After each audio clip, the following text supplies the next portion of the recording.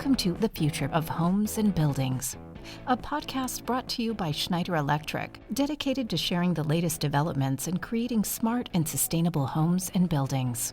Join us as we speak with global CEOs, industry analysts, innovators, and energy optimists to tackle the biggest sustainable challenges we face at home by leveraging smart technology and digital innovation.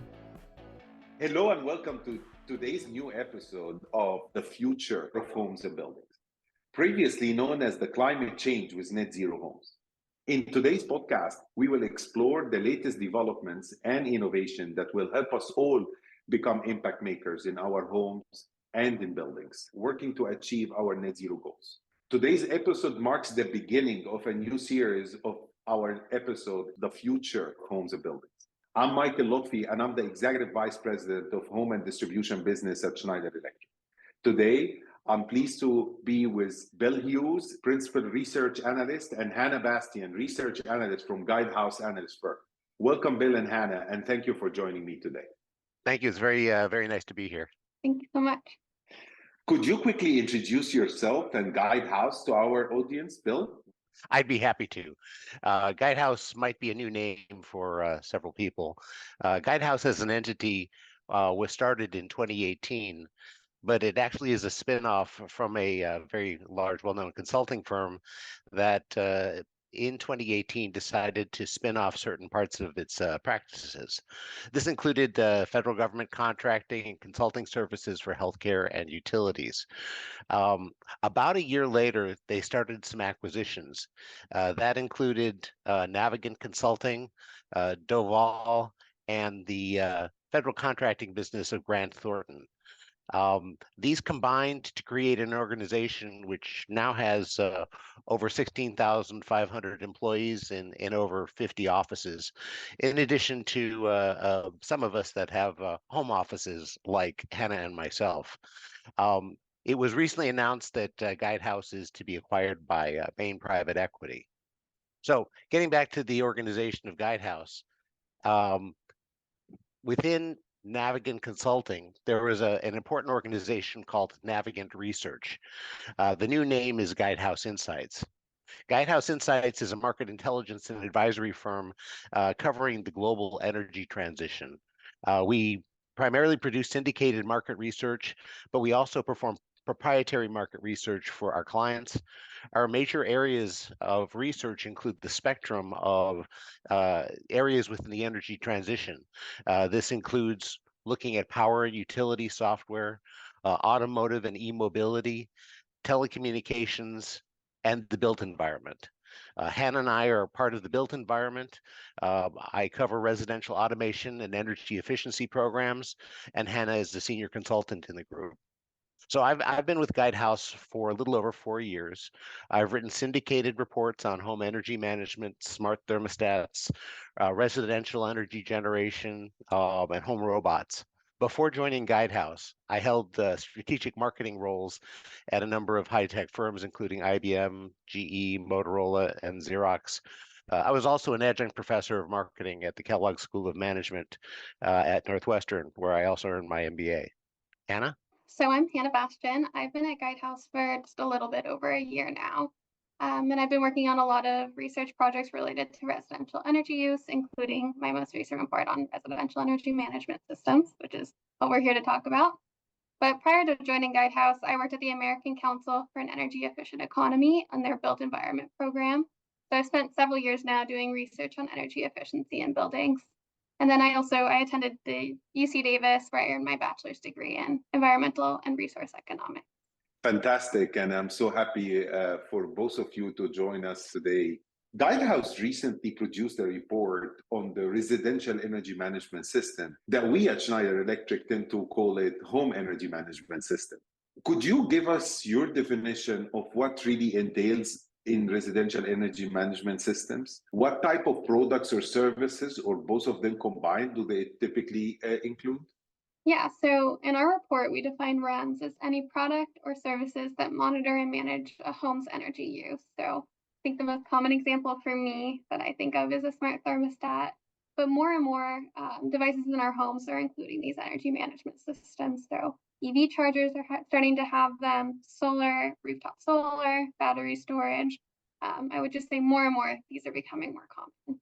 But I think, in this market, a much more common phrase is a home energy management system, which we also use in our report, but we define it as a system that monitors and manages multiple loads within the home. So essentially really acting as a hub for residents to access information about how their home uses energy and gives them some better level of control over it. So I think an example of that could be Schneider's whole home energy management system, the Wiser Energy System, which is able to monitor and manage all the connected devices within the home. Another thing we did in our report was kind of segmented the market into in-home systems and then grid-based systems. And I think we did that because when we were scoping, Bill and I were scoping this report, we kind of came to the conclusion that there are two main customer groups in this market. You have the first, which are like consumers and people living in homes that want to have better insight and control over their home energy use. So they buy smart devices and install them in their home.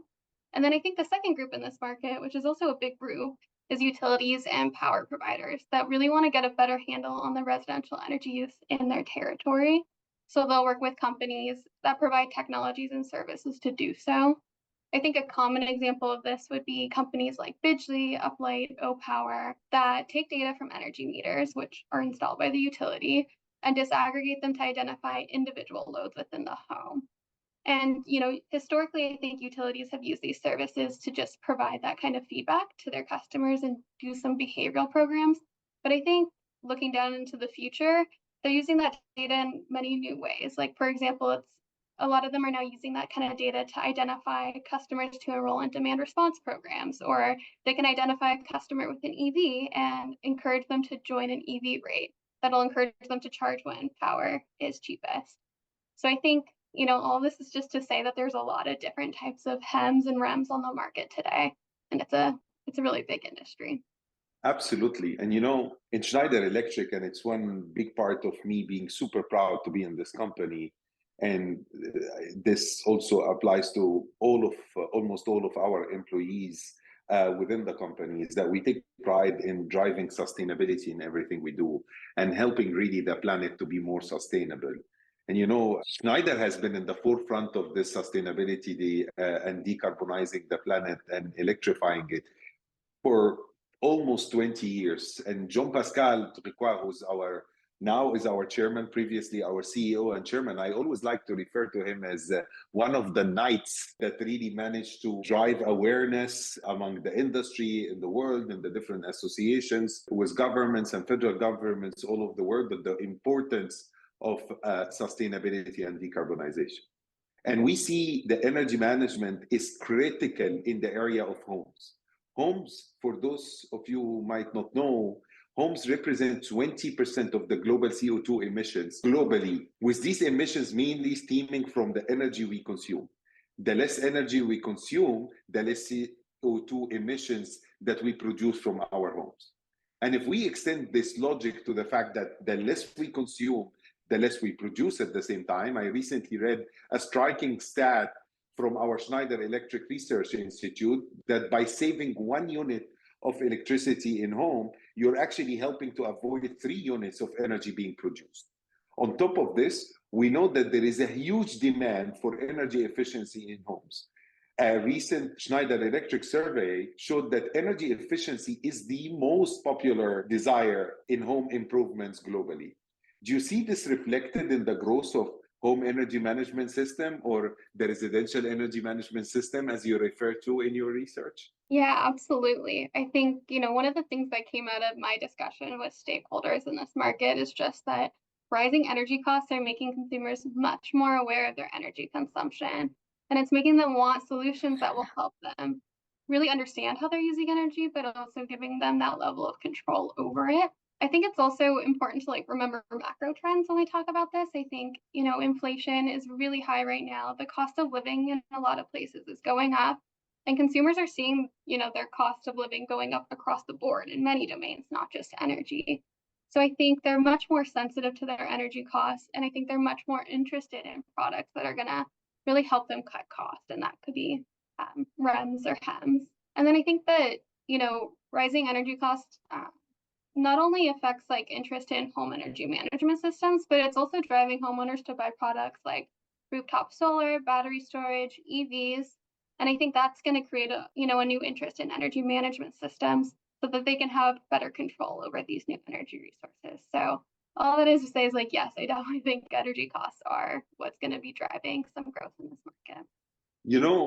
I like to think of this as a perfect healthy storm, right? So you have the inflation crisis, right, driving energy prices high everywhere.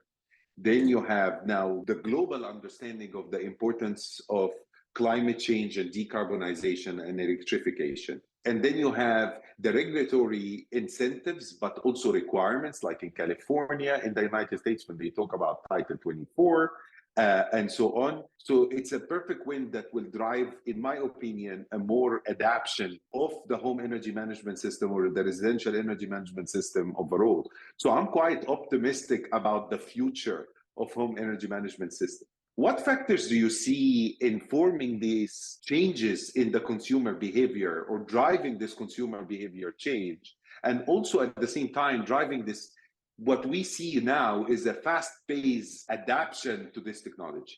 Yeah, I think energy costs is a really big one. But I think also the growing investment in distributed energy resources like solars and EVs. And I would point out like EVs in particular, when I was having conversations with industry stakeholders, all of them were talking about how EVs are going to drive a lot of interest in energy management systems because they're going to bring a major new load into the home.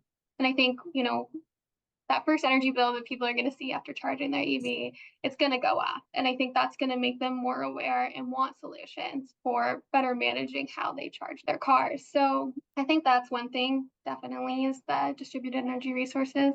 I also think like another thing is just that consumers are coming to expect this kind of like real-time energy feedback in their devices. And I think that'll extend to energy devices in their home as more of these products become more mainstream. Yeah, in addition to EVs, the placement of solar panels on the roof of a residence is clearly growing in popularity, not only where it's regulated, but in other areas where homeowners want to contribute to creating a clean environment, generating clean power, reducing their energy bills, and when it's properly configured to power the home when the grid goes down. That is fortunately relatively rare, but the concern is that it's going to increase as the clean energy transition continues. By far reducing the energy bills, followed by reducing home consumption, were the top motivating factors in reducing energy use and awaiting increase in home energy efficiency. Do you think that the energy crisis is actually shifting the consumer priorities with the pursuit of home energy management system? And how do you see that? Well, as I mentioned, many people are altruistic and they're seeking to help the environment. So they're taking the initiative. If they don't necessarily buy, at least they're considering the possibilities and looking into the different scenarios. One of the things that we've seen over the years in looking at our research, how it's evolved, is that it's difficult to underestimate the importance of convenience to the consumers when they're making a buying decision. As the configuration of the power equipment in the home changes, they want to make sure that the investment that they just made yesterday in their mind, but actually maybe a few years back, is both going to be consistent and not requiring extensive rewiring of what they just put in, but that it's going to have a future so that as they add additional EVs, as they add more solar power, as they switch from a gas furnace to a heat pump, what is this going to have as an effect on my investment in my electrical system within their house? This can only be accomplished with an overall vision on how the system will work together. This is actually harder than it sounds, but it's clearly the direction of the strategic direction of several manufacturers, including Schneider, which is a clear leader. That's actually a very important point. I do see it from a similar perspective, right? We all, as consumers, not just as innovators, but if you really think about in your own home, you're always tying all the investments you do on what is the return on it and what's the long-term impact. So I definitely agree with that. It's also important to consider that all homes are different and dependent on multiple factors driving the adoption of this technology. Geographically, where do you see the biggest appetite for home energy management system? And where do you see the biggest traction in the space? Yeah, I think there's some rules of thumb to this. I think anywhere where you're going to have high energy costs, that's naturally going to drive interest in this because consumers will just be more sensitive to their energy use. I also think that there's, certain areas where owners are compensated for managing their energy use. So this could be areas where like the local utility has a demand response program or time of use rates where they're actually going to get compensation for managing their energy in their. I also think, anywhere where you're seeing a lot of DER adoption, like solar, battery storage, EVs, all of these owners are probably going to be more engaged in their energy use, to Bill's point, because they want to see their investment paying off and they want to make sure their investment is working and it's doing what they said they were going to do and making sure that their investment really is returning value to them. I also think that there's also probably some markets for consumers that are very interested in high tech, right? You have some people that are very nerdy and they want to know exactly how much their energy is, how their home is using energy, and exactly which loads are using what energy. And I think there's some people are just really interested in having like the most high tech home, right? And so I think there will be some areas where those kind of consumers are more common, and I think that's where you'll also see higher adoption of REMs. Bill, did I miss anything? No, the benefit of the individual REMs is that they tell you how an individual component is doing. But what you need to do is to bring it all together so that you can see it in one place and be able to make trade-offs and judgments. And so REMs are important. HEMS are important. They all come together to provide the insight that the individual homeowner needs in order to make the right decisions. I agree, and I think personally, reflecting on what Hannah just said, I think I'm personally a mix of both, right? I want to know exactly what's going on at my home, but I also want the high tech because I like the comfort that comes with it. I like that I'm in control. So there is different aspects and also be a consumer behavior that is driving this forward. And now shifting gear a little bit, the Inflation Reduction Act in the United States continues to be a fantastic booster and enabler for home electrification.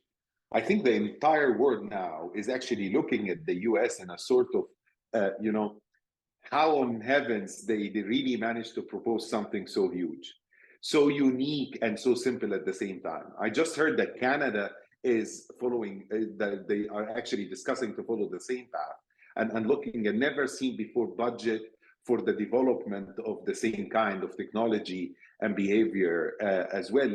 And I just came back from France, and France just introduced a very similar guidance to homeowners to use energy efficiency and energy efficient technology within their homes with a massive investments as well. Do you really see the government funding as another vehicle to drive market change and adoption? Do you think Europe, of course, with different scales of economics, but do you really think Europe can be as efficient in funding as the North American market, Edmund? Let me give you a historical perspective on this issue. Let's go back to the 1970s when the world saw two major shifts that are relevant to the discussion today. The first was the environmental movement, and the second was a series of energy shocks. There's a great deal of discussion about pursuing policies to address energy usage. There were discussions and debate on whether government involvement, such as funding or regulations, was the solution. The counter argument was that there are compelling market forces, specifically energy savings, that by becoming more efficient, that was all that was needed. That it would essentially be government welfare going to people with homes to do the right economic thing. Anyway, it was very controversial. That argument hasn't changed over the years. But since that time, there's compelling evidence that there is merit to both arguments. Many programs have been very, very effective, but also sadly, some well-intentioned programs that were poorly positioned or not promoted properly were just not as effective. So there's a mixed experience in what is necessary to do what's right.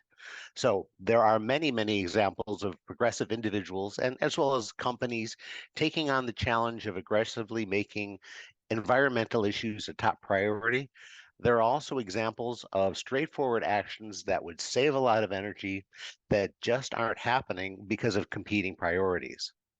So the ultimate conclusion that I make is that economic motivations provided by regulatory agencies, by governments, by other entities, when they're well conceived and well executed, can really move the needle. It's not simply a matter of good intentions. It's important to properly motivate people to do the right changes that align with their selfish best interests and are in the interest of society. I should disclose that peers of ours in Guidehouse are involved in the execution of some of these programs, and they've been around for many decades. And the good news is that they're making a difference. The sad news is that they're not reaching everyone that they necessarily apply to. I agree. There is always, I think it's a collective learning to the industry and to the government, to the DOE, and not just our DOE in the United States, but I'm just talking on a global scale, is also how you make it easy for the consumers to understand how they can benefit from this, how do the manufacturers make it easy for the consumer to use all those initiatives and so on. Fully agree with you. In your report, there is a focus on demand response programs. How fast do you see the adoption of these new programs, and how fast can utilities adapt to it? Do you see companies like Schneider Electric collaborating with utilities to make it happen? Actually, within Guidehouse Insights, Hannah and I have peers that serve as subject matter experts on demand response and virtual power pools. And to answer your question, the forecasts within Guidehouse Insights are very positive on residential demand response systems. The forecasts over the coming decade are that this solution will expand globally at a compound annual growth rate of between 10 and 12%. That's over the coming decade. This is very large growth for a consumer-related solution. Now, this growth is associated with the adoption of multiple elements of solutions coming together. As I mentioned before, is more difficult than it sounds. Now, not surprisingly, Schneider Electric is active in all these elements. In addition, this leads me to mention some of the unique characteristics of Guidehouse forecasts. When our peers are working on a forecast in this area, all of the subject matter experts collaborate. A DR program that involves utility software and solar panels and residential EV charging, along with residential automation, has to be consistent. And so when we produce these forecasts, we look at all the elements that come together to develop a synthesized forecast that considers all the possibilities, the barriers, and the drivers.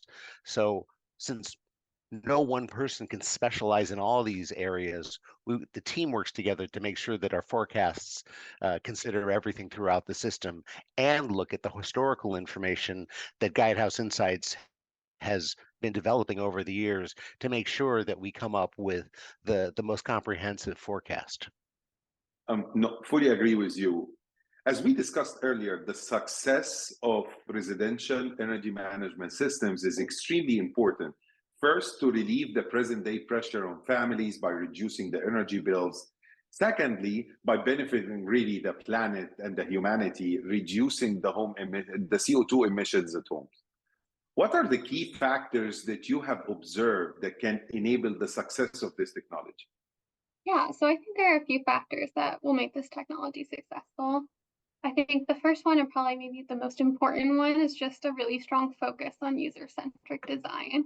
So these systems, as we've talked about, they have to be seamless for the customer. Otherwise, they're not going to really engage beyond the consumers that are like the total energy nerds, or the really high-tech people. And so it's really important that companies understand what the motivations are of just everyday people and everyday customers, and really hone in and develop products around those motivations. I think, for example, early results from like EV charging pilots are showing that owners just plug in their cars when they come home because that's what's convenient. And I think companies need to be really honest, companies like Schneider with home energy management systems, they need to be really honest with themselves whether they're going to be able to truly change that behavior and identify what incentive will be strong enough for consumers to shift their charging to like a less convenient time.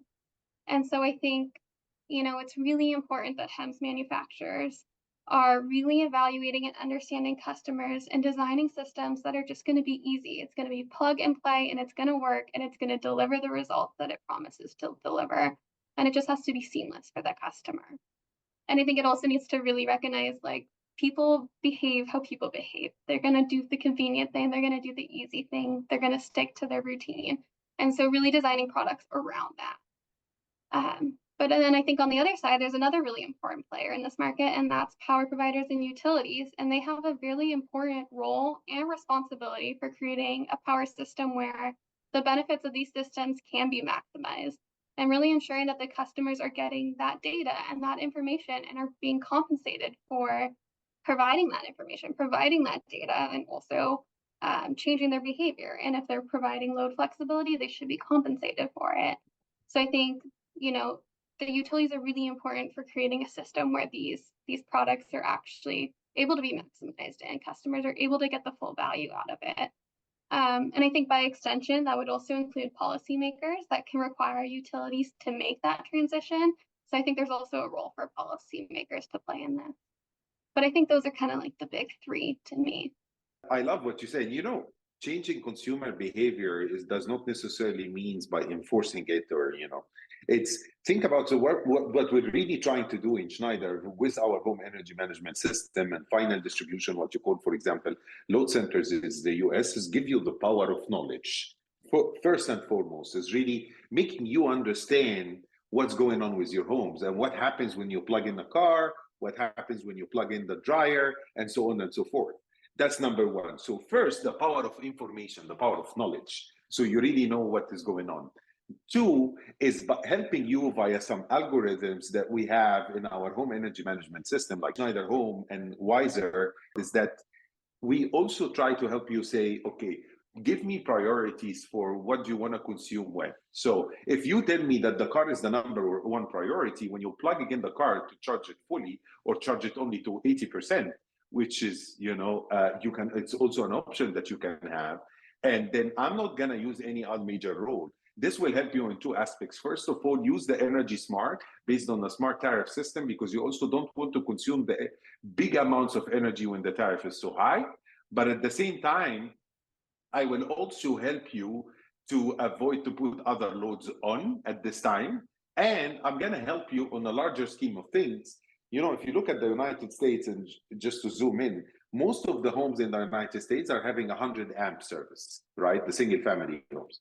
If you buy an AV car and another one, you most probably will need to upgrade this. Upgrading the service coming in can mean a massive investments that you will have to pay to the utility company and a major inconvenience. So if you use a home energy management system, you can avoid the service upgrade, what we refer to as a service upgrade avoidance. So there is a multitude of benefits that can eventually influence more and more the behavior. And, in our survey, which I also encourage our listeners to hear, is that you can really see that the homeowners now are really understanding how much I can save, both on CapEx and OpEx, if you may, for around the energy consumption in my home. Thank you. This was great. Well, listen, every episode that I do with our guests, I like to ask them a question around what is a tip or trick that they use in their home to save energy or make their homes more sustainable. It could be anything from a smart piece of tech to a new behavior or just a common sense tip. I'd love to hear yours. I'll be happy to share my trick. I'm in the Seattle area in Western Washington, and here we have relatively mild temperatures around the year, but it is below freezing for a month or two. And I live in a newer apartment building, and the state of Washington, even though it's a relatively mild climate, has some of the most progressive building codes on multifamily units in regards to insulation and ventilation. So my trick is that I haven't turned on any of my electric heaters in my apartment since 2018. It's because I haven't needed it, and it's perfectly comfortable. Oh, that's awesome. Anna? Yeah, so, I'm a renter and I don't pay my utility bills. So I actually just get to be blissfully unaware of how much energy I'm using. But I think one thing that I have purchased recently that's improved my quality of life, but also helped me avoid turning on the thermostat, just like Bill, is a pair of warm slippers. which probably not the answer you're looking for, but it's my honest answer. No, I'm sure the slippers company are very happy with what you just said. Whatever works to save energy, I'm sure everybody would be benefit out of that. Great. Thank you both for sharing, and thank you for joining us today. And thank you for all our listeners for tuning in and listening to this podcast. It has been very, very interesting for me, and I'm sure for our listeners too, to really dive deeper in the crucial role of home energy management system and how the market will evolve to make our homes more efficient and more sustainable. Thank you very much for giving us the opportunity. We appreciate it. Yeah, thank you so much. This was fun. No, it was fun to talk to both of you. I'm sure the listeners will find it in the same way, fun and informative. I recommend to our listeners to check out Guidehouse full report on the topic by visiting Guidehouse website, and to catch up on all our previous episodes and how really to make an impact in homes and buildings. Hit the subscribe link in whichever platform you're listening to us from today. And if you know someone that can benefit from today's discussion, please feel free to share. Join us next time. We will have another very special guest to share how can we make an impact in our homes and buildings. Thank you for listening, and speak to you soon. Thank you for listening to the Future of Homes and Buildings podcast by Schneider Electric. Be sure to subscribe to this podcast wherever you listen to podcasts so that you don't miss an episode. If you liked this episode, we appreciate you leaving us a rating or review. For more information on Schneider Electric's latest innovations, go to sc.com and look for the Homes of the Future page, or follow Schneider Electric on LinkedIn. The content of this podcast is for informational purposes only.